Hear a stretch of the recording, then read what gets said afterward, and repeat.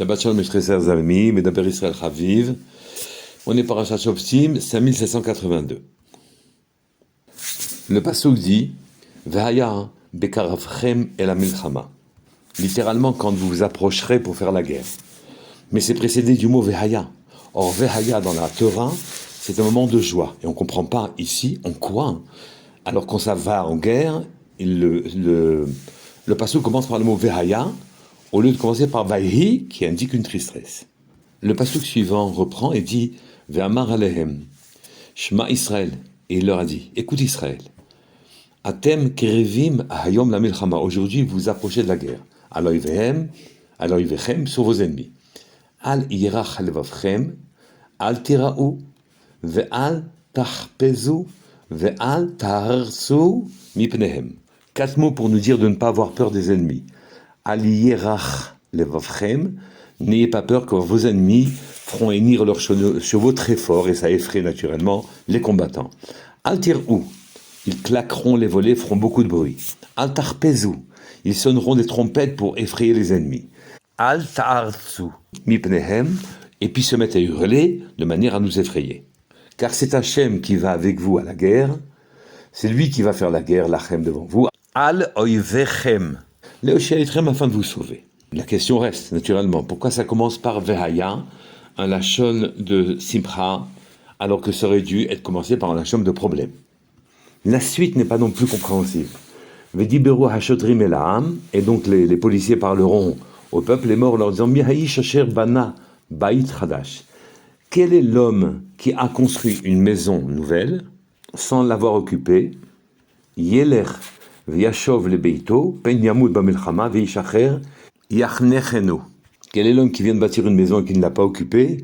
Il vaut mieux qu'il rentre chez lui à la maison et qu'il l'occupe, de sorte que s'il partait en guerre et qu'il mourait, alors un autre homme prendrait cette maison que lui a bâtie. 2 questions. On vient de dire qu'Hachem nous fait la guerre pour nous. Donc il n'y avait pas lieu d'effrayer les gens.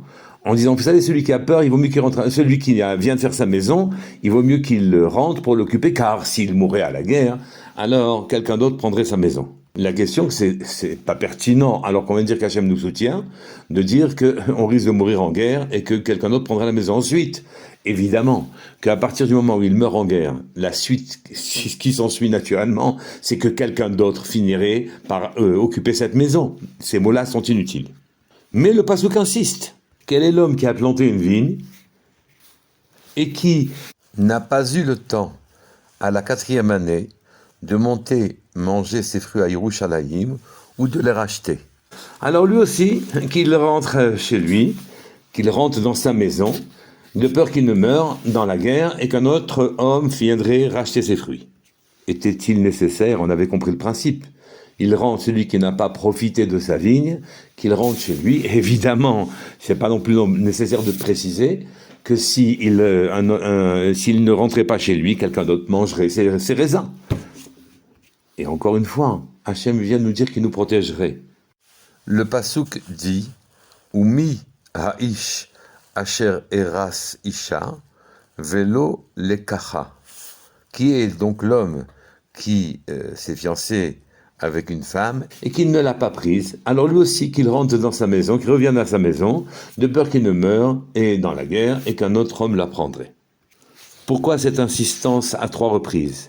Et au-delà même de l'insistance, était-il nécessaire, alors qu'on vient de dire qu'Hachem combattrait pour nous, était-il nécessaire de dire il risque de mourir, il vaut mieux qu'il rentre chez lui, de manière à profiter de sa maison, de profiter de sa fille et de profiter de sa femme?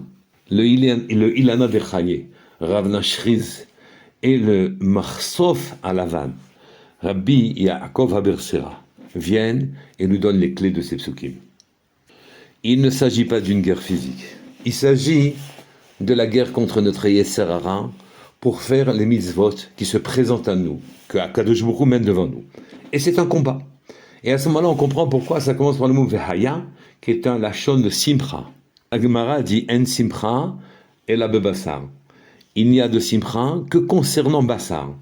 Vient le Ilané de Chaye et il dit il n'y a de Simcha et la Bassar Vadam. Akadosh Baruch Hu ne peut se réjouir que de ce que font Bassar Vadam les hommes. Et c'est Hachem qui se réjouit du combat que l'homme a décidé de mener contre son Yetzer Hara pour faire Maasim Tovim, pour faire des bonnes choses et pour faire des mitzvot. Et lui dit ne crains pas, car le Yetzer Hara, ton ennemi, va venir de 4 côtés différents. Il est protéiforme, il vient de tous les côtés. Il se présente pour t'effrayer avec ses hennissements, il fait claquer les volets des maisons, il te fait sonner des trompettes de la guerre et toi tu as peur, et il fait hurler les hommes autour de toi, n'aie pas peur, c'est Hachem qui fait la guerre pour toi. Il reste à expliquer les 3 psukim qui suivent. Quel est l'homme qui a fait sa maison, mais qui ne l'a pas habitée?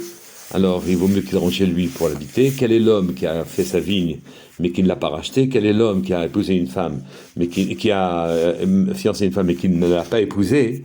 Qu'il rentre chez lui, qu'il rentre dans sa maison, de peur que s'il meurt, sans avoir inauguré sa maison, pris sa femme et racheté sa vigne, quelqu'un d'autre le fera à sa place. Ça ne peut pas être une mesure de prudence à la guerre. On vient de dire qu'Akadosh Baruch Hu, c'est lui qui fait la guerre pour nous.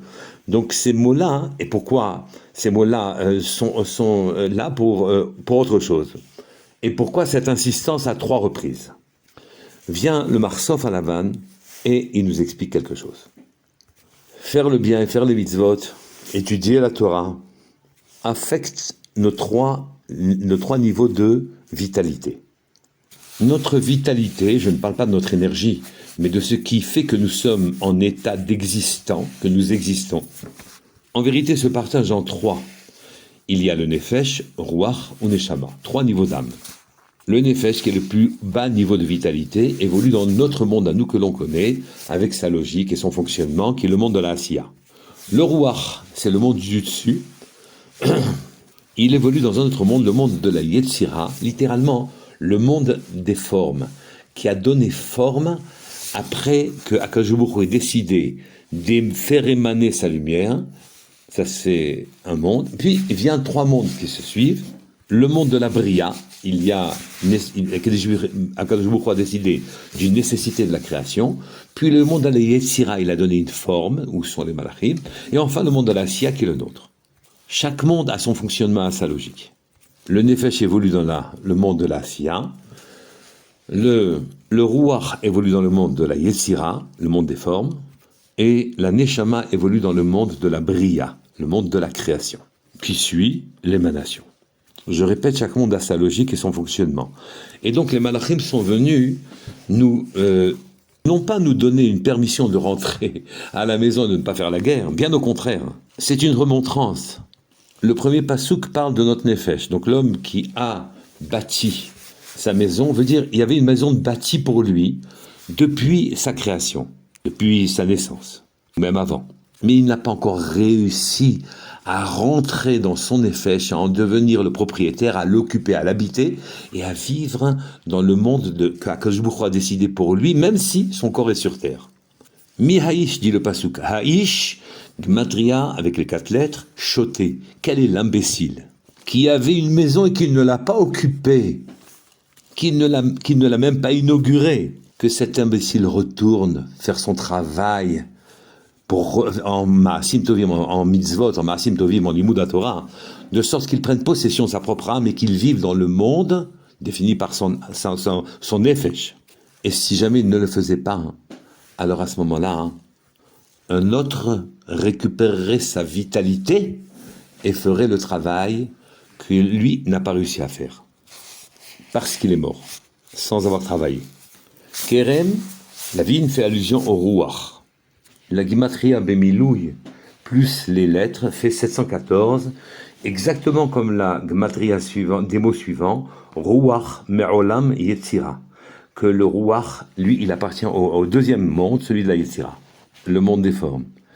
Et même quand un homme a réussi à conquérir son Nefesh, mais qu'il n'a pas suffisamment travaillé et qu'il doit conquérir aussi son Ruach, le deuxième niveau de vitalité, qu'il se dépêche de revenir dans son Ruach et de l'apprivoiser, de sorte qu'il vive dans ce monde-là, sinon il mourrait sans avoir fait son travail, car toutes les péripéties qui lui sont proposées sont de nature à lui faire, et à le faire évoluer, à lui faire profiter de ce deuxième monde, celui de la Yetzira, le monde des formes, et qu'il en saisisse la logique et la profondeur. Et si jamais il meurt sans ça, quelqu'un d'autre viendrait faire son travail à sa place. Enfin, celui qui a fiancé une femme et qui ne l'a pas épousée, Isha fait allusion naturellement à la Neshama, le troisième niveau de l'âme. Quel est donc Haïch, l'imbécile, qui a été fiancé à une Neshama à un niveau de vitalité très élevé, comme celui de sa Neshama, et qui au lieu de occuper ce monde-là avec sa Neshama, finalement, n'a pas fait ce qu'il faut n'a pas répondu aux sollicitations d'Hachem sur terre dans toutes les péripéties qui lui ont été proposées, et a laissé le travail de cette Neshama sans qu'il l'ait fait, quelqu'un d'autre, si jusqu'à sa mort il n'y est pas parvenu, viendra et fera son travail à sa place. Plus loin dans un rime, le pasuk dit Vehayu chayecha teluim lecha mineged. Une malédiction qui fait que voilà, ta vitalité sera suspendue devant toi. Ce qui veut dire qu'en vérité, il a laissé suspendue sa propre vitalité et il n'en a pas profité. Elle était suspendue en face de lui, toute sa vie, sans qu'il pénètre les mondes supérieurs, et donc quelqu'un d'autre devra faire ce travail à sa place.